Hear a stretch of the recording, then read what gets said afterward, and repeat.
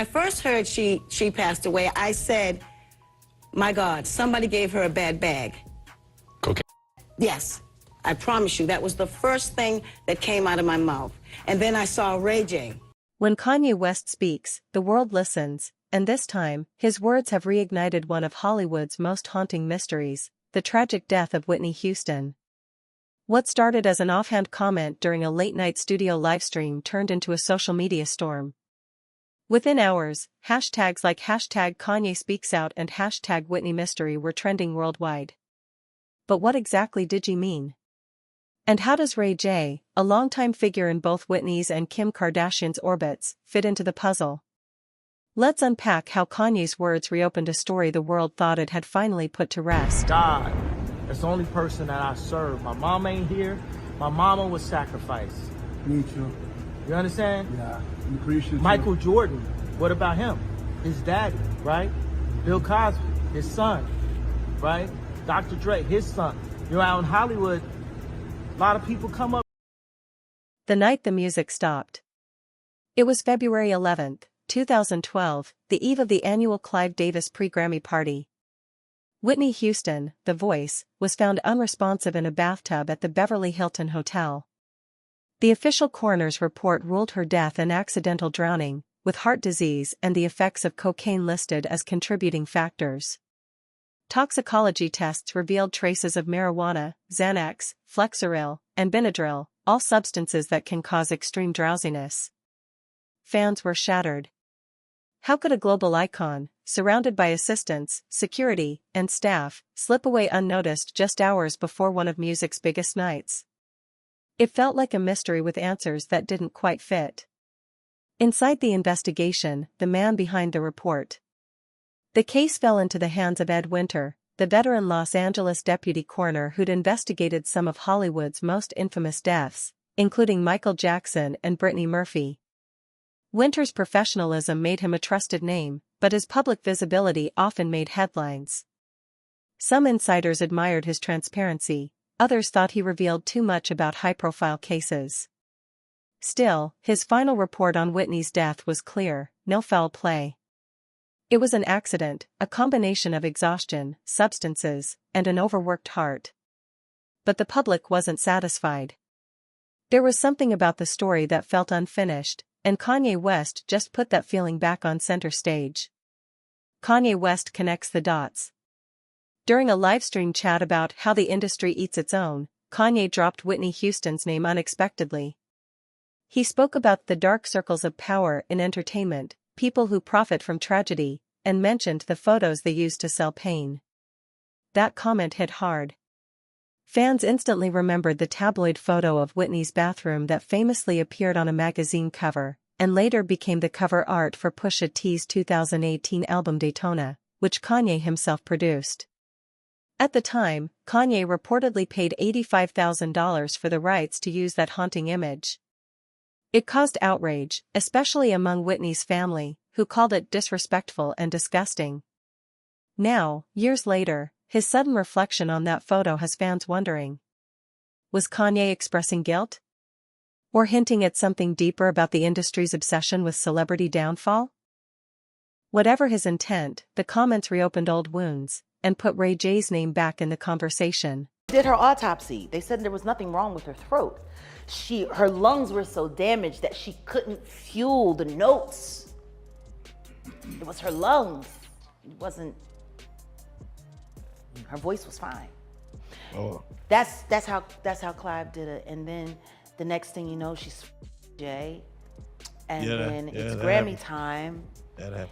And her and Clive had a fight 2 days before. And from what I was told, Bobby Christina was present for some of that fight. And then the next thing you know, she's dead. Ray J was the last person to see her alive. He let the drug dealer in, but she was sober, right? But he let the drug dealer in that gave her the shot. Leola Brown, Bobby Brown's sister, has said on several occasions that she was beaten. They saw her body. She didn't just die in a tub, like she was beat up. Oh, wow. And Brandy was the one that found her. But you know, They pledge allegiance to Yeah. Clive too. Jeez. Well, you know, Ray J was kind of down on his luck because the whole bullshit had happened, and then, you know, Whitney was dead, and he was using her, as he's said himself, for clout, and then all of a sudden he got Love and Hip Hop LA after Whitney died. And then they inappropriately put her stupid goddaughter on there. Yeah. I just thought it was all kind of cheap. Ray J, the unexpected connection. Ray J is no stranger to controversy or to the Kardashian West orbit. Long before Kim became a global icon, she and Ray J were romantically linked. Their infamous tape was the scandal that catapulted her name into pop culture history. But what many forget is Ray J's connection to Whitney Houston. In the final months of Whitney's life, Ray J and Whitney were frequently photographed together, attending events, shopping, and dining. Their relationship was described as on again, off again, though close friends say there was genuine affection. When Whitney passed, Ray J was reportedly in Los Angeles. Cameras later caught him at the Beverly Hilton looking devastated, and he later told reporters, "She was like family to me.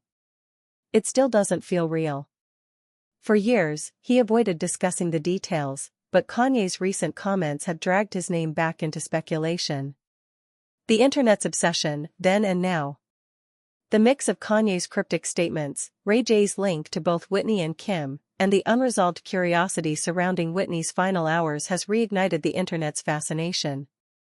Online sleuths have gone into overdrive, dissecting interviews, red carpet footage, and even old paparazzi shots.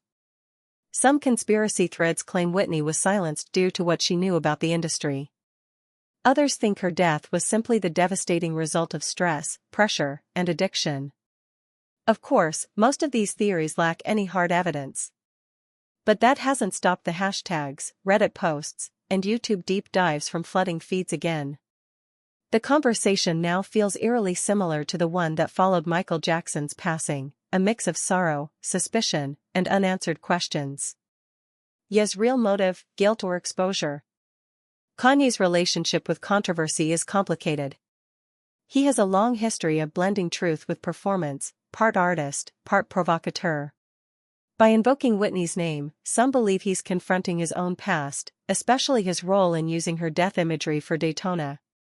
Others think he's trying to spark a broader conversation about how the music industry commodifies pain.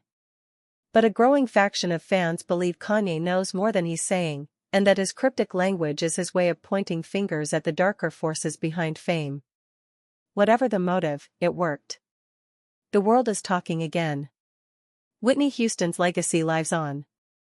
13 years later, Whitney Houston remains a cultural touchstone, not just for her music, but for her story. Her unmatched vocal range and emotional power inspired generations. She broke racial barriers, set Billboard records, and became one of the most awarded female artists in history. Even as her personal struggles became tabloid fodder, her artistry never faded. Songs like I Will Always Love You, Run to You, and Greatest Love of All remain timeless, the kind of music that transcends gossip, tragedy, and time. Whitney's light burned bright, and even in death, it continues to illuminate the complexities of fame, love, and legacy. The conversation that never ends. Kanye's remarks didn't create a new mystery, they just reopened an old one. Whether he spoke from guilt, curiosity, or conviction, his words have brought the spotlight back to a story that never truly left the public's heart. Because when it comes to Whitney Houston, people aren't just chasing conspiracy, they're chasing closure. And maybe that's why her name still echoes through every debate, lyric, and livestream that dares to mention it.